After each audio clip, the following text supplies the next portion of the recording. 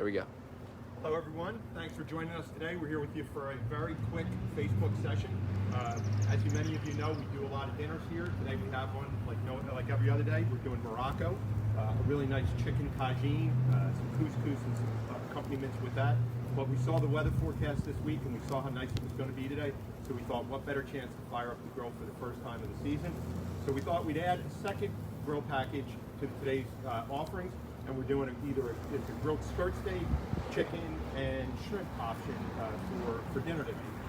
One of the things about that though is skirt steaks are not as familiar to everybody when they cook, when they grill. It's a very traditional cut used in Mexican cuisine, specifically fajitas. And you can see it here raw and just ready and seasoned, ready to go on the grill. And then we have one that just literally came off the grill and is resting. We're going to carve that up in just a minute, but we wanted to show you a before and after shot. The grill that we're going to be using today is a mesquite grill. This is actually a wood burning grill that any wood could be cooked in it. We're using mesquite wood because we love the flavor of it. But if you had apple or cherry or any kind of hardwood, that'd be fine.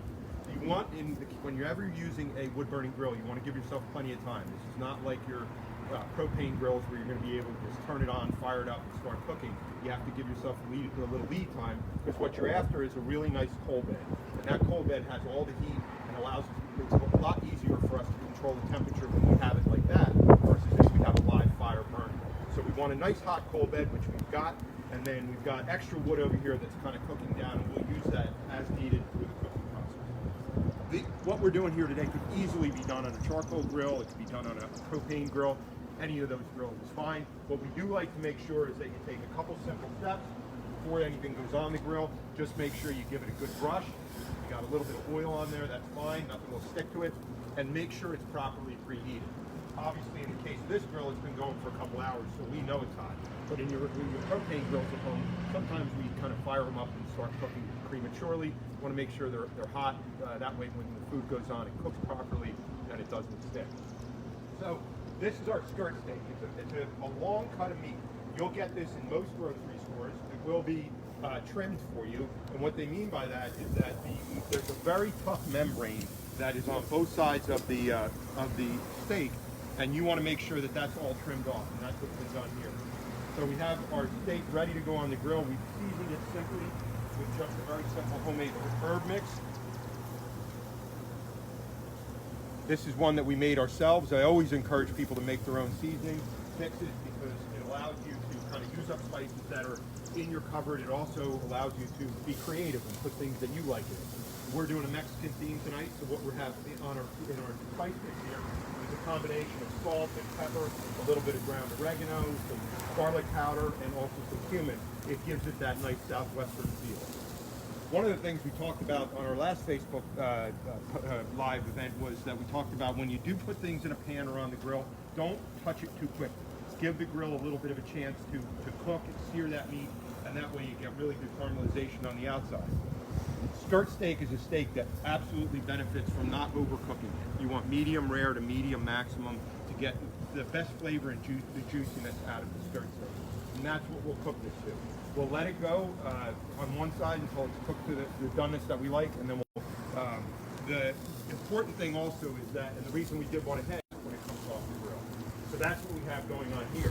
When we are grilling, all those juices are being concentrated at the center of the meat, and when we allow it to rest, the juices then redistribute through the meat. It's a great way to make sure we have it nice and juicy. Now, last but not least, we do want to show you how to carve this up.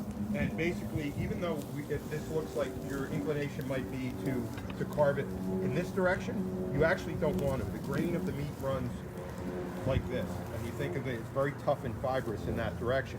So it's better even if we just take it into pieces and we just cut crosswise against that grain. That allows us to get that really nice, tender piece of meat that'll be great for our tacos, because this is eventually going to go in tacos with some guacamole and a nice pineapple salsa. If we'd have cut that too soon, a lot of times what you'd see is the juices bleeding out on the board, and that's something that we don't want to have happen. So you can see it here if you kind of come in close. You can see that we're not getting any of that.